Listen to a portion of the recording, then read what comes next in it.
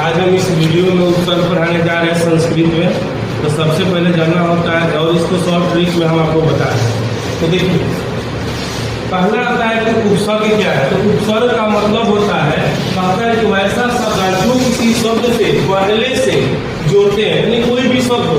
जैसे यहाँ देखिए एक शब्द है, इसके पहले हम उपसर्ग लगा दिए, यानी कि कहता है कि जोड़ते हैं और जोड़ने के बाद उसका अर्थ बदल जाता है। यानी कोई भी शब्दांश उसके पहले कोई शब्द को जोड़ते हैं, जोड़ने के बाद उसका अर्थ क्या होता है, बदल जाता है। उसी को उपसर्ग कहते हैं। और इसमें सबसे बड़ा इंपॉर्टेंट क्वेश्चन होता है कि संस्कृत में उपसर्ग होते कितने हैं। तो संस्कृत में उपसर्ग 22 होते हैं। संस्कृत में टोटल उपसर्ग 22 होते हैं। जैसे देखिए यहाँ देखिए हरा एक शब्द, उसके पहले उपसर्ग लगा दिए प्रजुर हरा, यानी कि परहार का मतलब होता है छोट। उसके बाद होता है यहाँ उपहार, यानी कि उपहार, हार पहले से दिया, पहले उपसर्ग लगे तो उप जोड़ हार, तो क्या होगा उपहार, यानी उपहार का मतलब होता है भेंट, किसी को उपहार देना या भेंट चढ़ावा देना।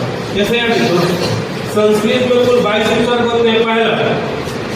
पहला होता है प्र, दूसरा होता है प्र, और तीसरा होता है अप, और चौथा सम, पांचवा अनु, ऐसे ही होता है और नीस नीर, दुस दुर वी आ नी अधि अपि अति, सु उत अभि परि तथा उत।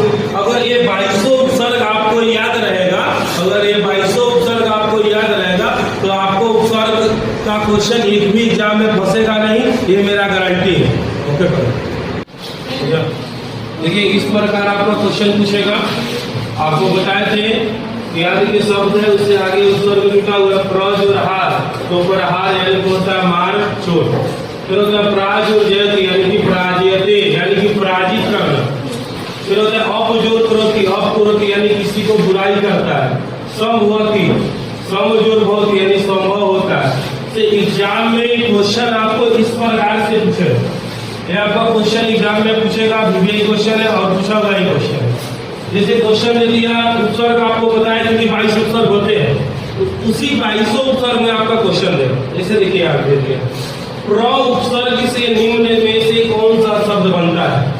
प्र उपसर्ग, पहला क्वेश्चन प्रतिवाद, दूसरा प्रतिरूपम, और तीसरा आता है प्रभाव, और तीसरा आता है प्रस्थानम। तो देखिए प्रति उपसर्ग ये दे दिया, ये भी प्रति दे दिया, और ये प्रभाव उपसर्ग दे दिया। और यहाँ देखिए प्रस्थानम, यानी कि प्र उपसर्ग पूछा है, यानी कि प्र लगा हुआ है, उसके बाद स्थानम है, यानी कि ऑप्शन नंबर डी मेरा सही होगा। तो दूसरा क्वेश्चन में फिर हम चलते हैं।